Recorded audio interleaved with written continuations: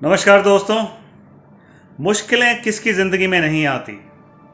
हर इंसान की ज़िंदगी में जैसे खुशियाँ आती हैं वैसे ही मुश्किलें भी आती हैं, लेकिन जो चीज़ हर एक में भिन्न है वो ये है कि हम उन मुश्किलों को कैसे देखते हैं। कुछ लोग मुश्किलों को एक संभावना की तरह देखते हैं, एक अपॉर्चुनिटी की तरह देखते हैं, और कुछ लोग उस मुश्किल को एक निराशा की घड़ी के रूप में देखते हैं। उन्हें लगता है जैसे वो किसी गहरी और भयानक गुफा में जा रहे हैं जहाँ पे कोई रोशनी की किरण ही नहीं है। और ऐसे ही लोग होते हैं जो अक्सर हार मान जाते हैं, कई लोग तो अपनी जान भी ले लेते हैं। तो ये फ़र्क है परिस्थिति को देखने का, कैसे उससे सामना करना है, उस नज़रिए का। नमस्कार दोस्तों, मेरा नाम है अरुण और मैं हूं एक सक्सेस कोच। आज जो मैं आपके सामने कहानी लेके आया हूं वो भी इसी टॉपिक पे है कि हम मुश्किलों का सामना कैसे करें, उन मुश्किलों को कैसे देखें। एक बार की कहानी है कि गौतम बुद्ध अपने कुछ शिष्यों के साथ घूम रहे थे वन में, और उनका एक शिष्य बहुत ही ज़्यादा परेशान था। उन्होंने उस शिष्य से पूछा कि भाई तुम इतने परेशान क्यों दिख रहे हो। तो शिष्य ने उन्हें अपनी परेशानी का कारण बताया।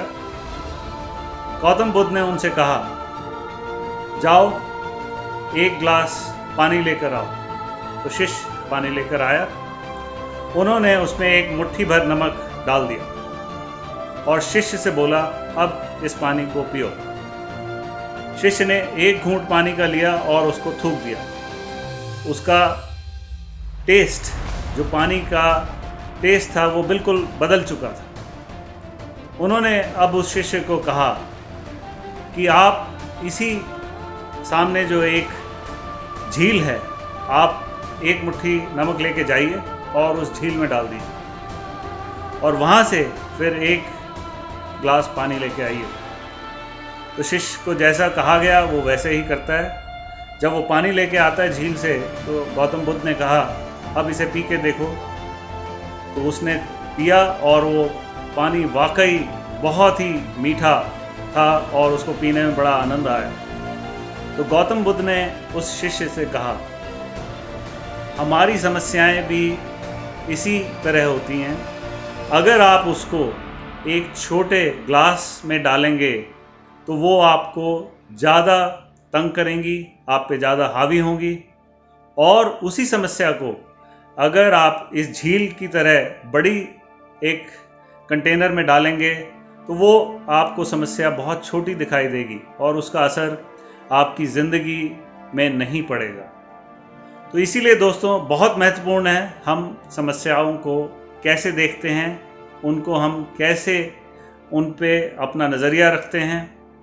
हर समस्या का कोई ना कोई बुद्धिज़्म में ये होता है कि उसका समाधान भी है और उसकी संभावनाएं भी अनक है। जैसे कि अगर आप बीमार पड़ जाते हैं तो इसका मतलब है कि आप शायद अपने काम में बहुत ज़्यादा मशरूफ़ थे, आपने अपनी सेहत की चिंता नहीं की। तो आपके लिए ये संदेश है कि आप अपनी सेहत पे ध्यान दें। अगर आपकी नौकरी चली जाती है तो इसका भी महत्व ये है कि आपकी जो असली काबिलियत है, जिस चीज़ के लिए आप इस धरती पे आए हैं, आप उसको तलाशें और उस चीज़ को पाने की कोशिश करें। इसी तरह अगर आपके मित्र आपके पीछे आपके लिए बुराई करते हैं, आपके लिए गलत बातें कहते हैं, तो इसका भी संदेश यही है कि आप ऐसे मित्र ढूंढें जो आपकी पीठ पीछे भी आपके लिए अच्छी बातें करें, और वही सच्चे मित्र आप तलाशने की आपको ज़रूरत है। तो दोस्तों, जैसा कि मैंने कहा, हर चीज़ में हमारा नज़रिया बहुत महत्वपूर्ण है। बुद्धिज़्म में एक और बहुत अच्छी बात कही गई है कि कोई भी चीज़ स्थायी नहीं होती, ना खुशी ना गम। तो इसलिए अगर हमारी कोई समस्या है भी, हमें ये अपने पे एक कॉन्फिडेंस होना चाहिए कि हमारे अच्छे दिन भी आएंगे, ये समस्या भी चली जाएगी, जैसे हमने इतनी मुश्किलों को पार किया है। और यही बात हमें ज़िंदगी से लड़ने का एक धैर्य देगी, एक परिश्रम करने का मौका देगी।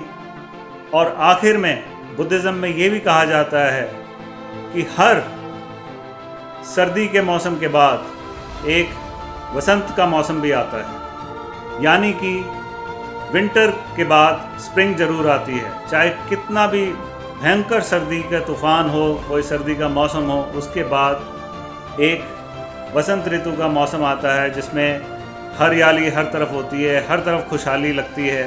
तो यही चीज़ हमारी ज़िंदगी में भी लागू होती है। अगर आप अपनी ज़िंदगी में खुशी चाहते हैं, अपनी समस्याओं से लड़ना चाहते हैं, तो आप अपने को हमेशा एक ऐसे तरीके से रखें कि आप किसी भी मुश्किल का सामना कर सकते हैं और उसमें से क्या आपके लिए सीख पैदा होती है उसको आप ध्यान से सोचें। तो आशा है आपको मेरी कहानी अच्छी लगी हो। अगर अच्छी लगी है तो इसके लिए लाइक का बटन दबाएं, मेरे चैनल को सब्सक्राइब करें और बेल आइकॉन को दबाएं। मैं फिर से आऊँगा एक नई कहानी के साथ। तब तक के लिए सुरक्षित रहिए, स्वस्थ रहिए। धन्यवाद।